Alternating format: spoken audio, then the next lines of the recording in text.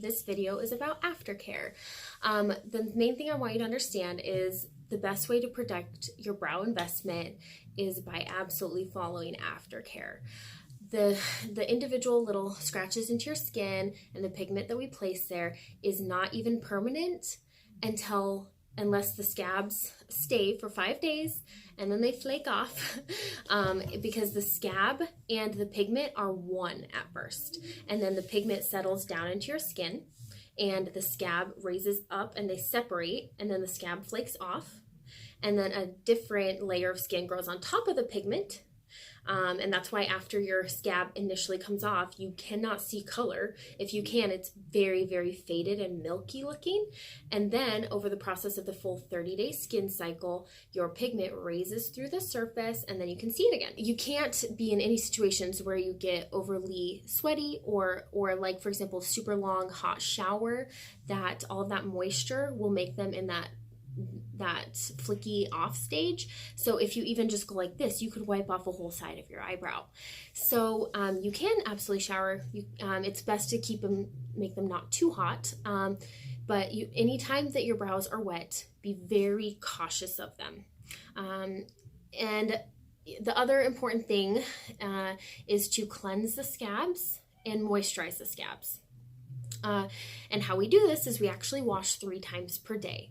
And it's not about getting them wet, it's about cleansing them. So you actually want to fill your hands with water, splash your face, and then you'll lather your fingertips up with soap. I recommend either using dial soap if you have more oily skin, or baby shampoo. So get your fingers all lathered, and at this point your brows aren't super wet or anything, just a little bit of moisture. And you want to full-blown move the hair, move your skin, just like this, and just wash them for about 10 seconds. And then take your water and splash until the soap is gone. Unfortunately, this will mess up your makeup. I'm sorry.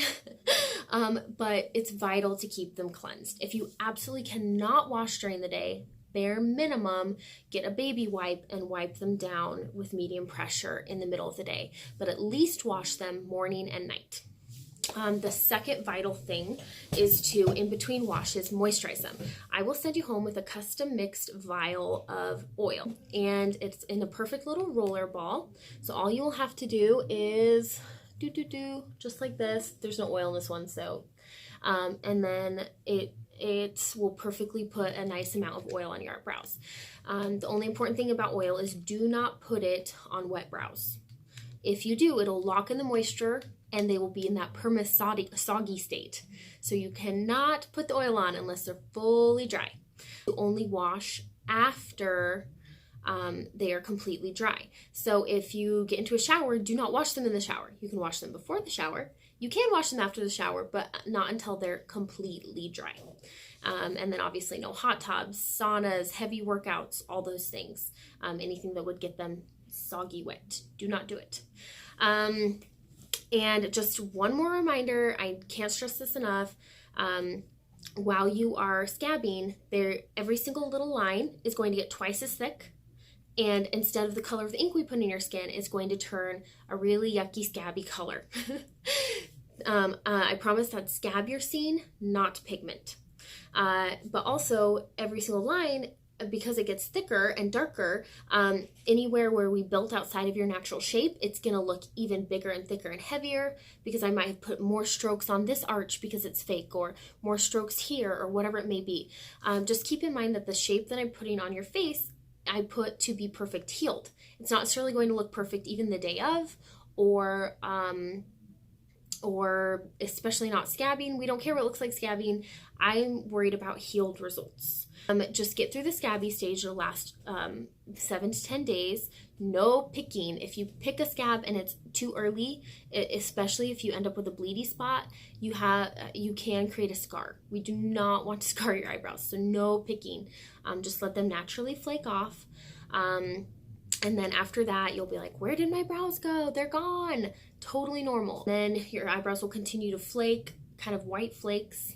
and then after that has gone, you'll see more and more pigment. Between day 30 and your touch-up, your job is to, even if it's, I need 2 more hairs here and 1 more hair here, or maybe you want one more row underneath to make them bigger, or whatever it may be, but your job is to let me know exactly what you want to add at your touch-up.